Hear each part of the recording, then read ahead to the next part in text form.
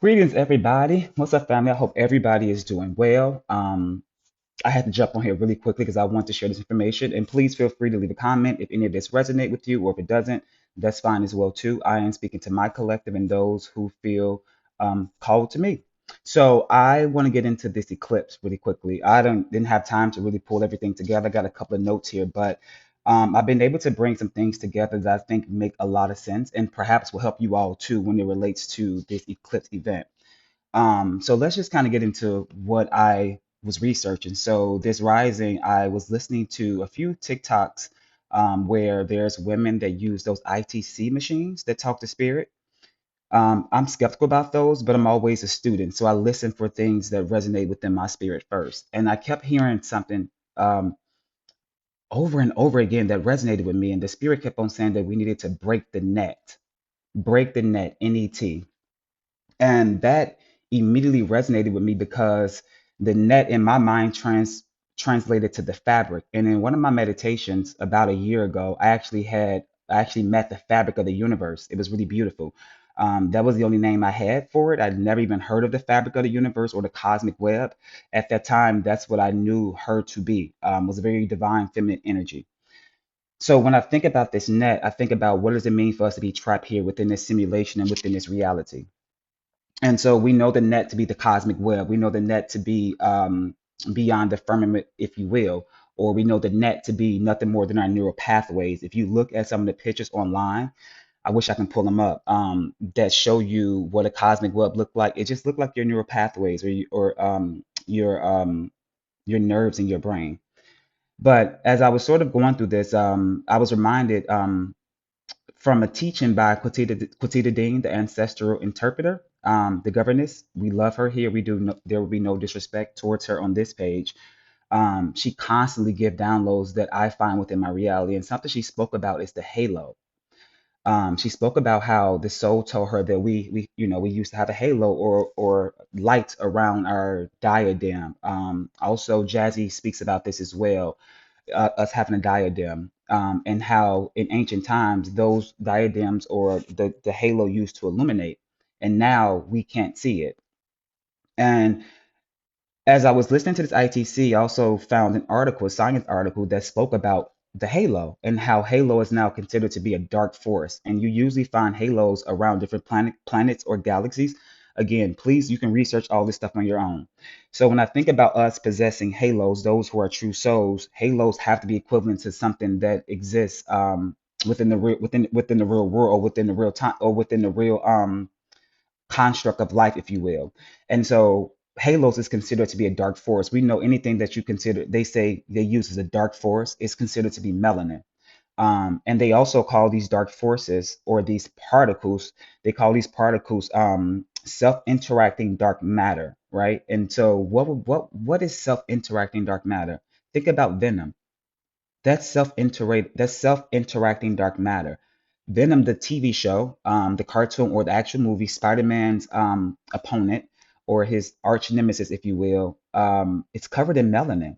This is a sentient force. These are sentient particles. They are alive. They're constantly moving.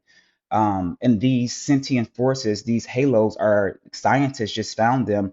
Um, they found them amongst many galaxies, and they use something very specifically. They call them high density dark matter halos was found in an elliptical galaxy. So again, they found this in space, if you will. We know space to be water.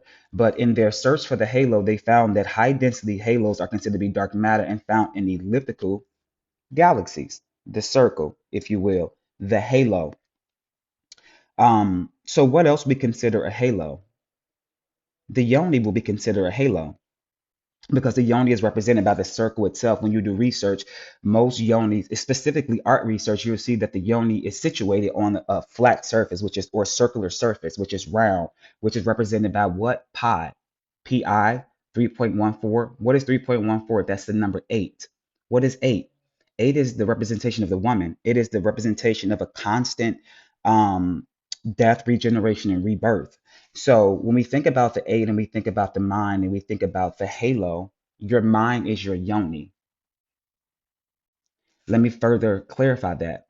Everyone is born a woman first, yes, Well, it's because you're born in your mind first. Your mind is a yoni.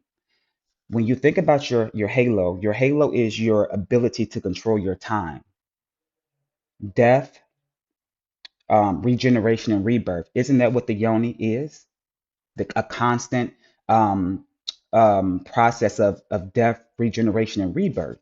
That's what the yoni is. So our minds, I'm not talking about the brain, I'm talking about our minds. Our minds is the personification of a yoni itself.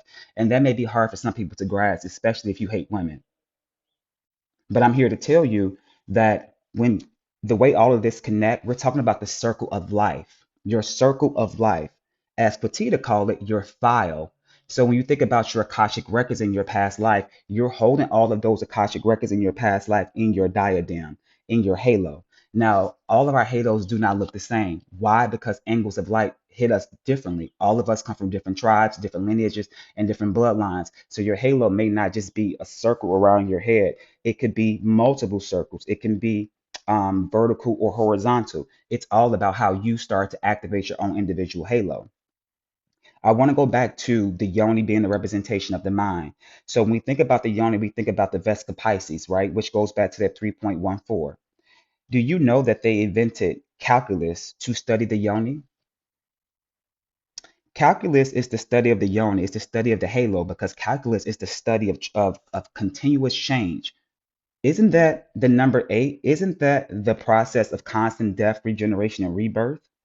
Correct. So they've created a whole field, a scientific field, a mathematical field to study the yoni, to study the mind.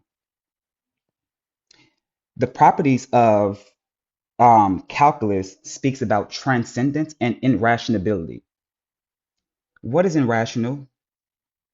Things that people cannot explain or quite touch. Isn't that omnipresence? Isn't that God?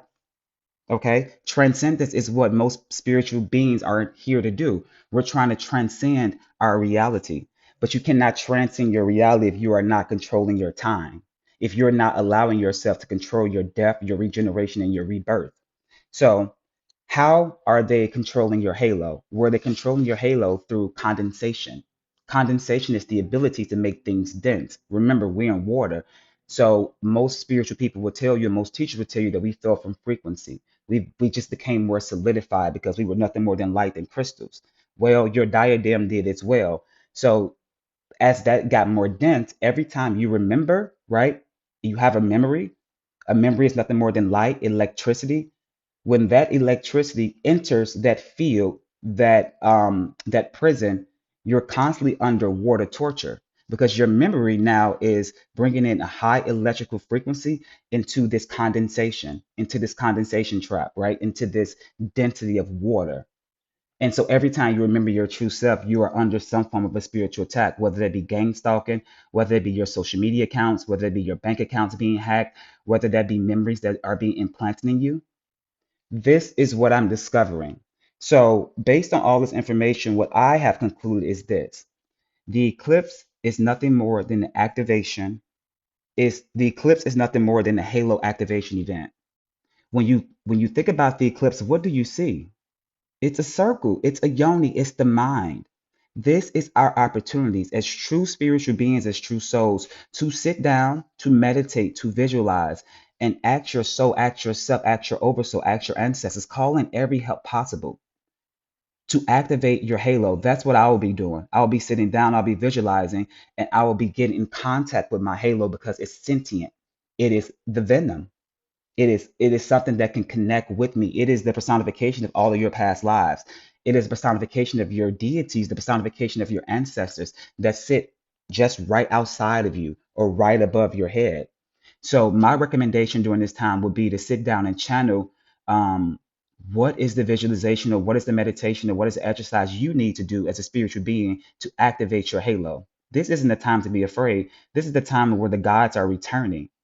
Activating your halo will activate your ancient memories. Now I understand suicide. People commit suicide because they have started to remember their ancient memories in this time that does not support it. That's my theory. But I honestly believe that we are our minds are yonis and that we are born through our minds first, and that this event is nothing more than the activation of our halo. Be well.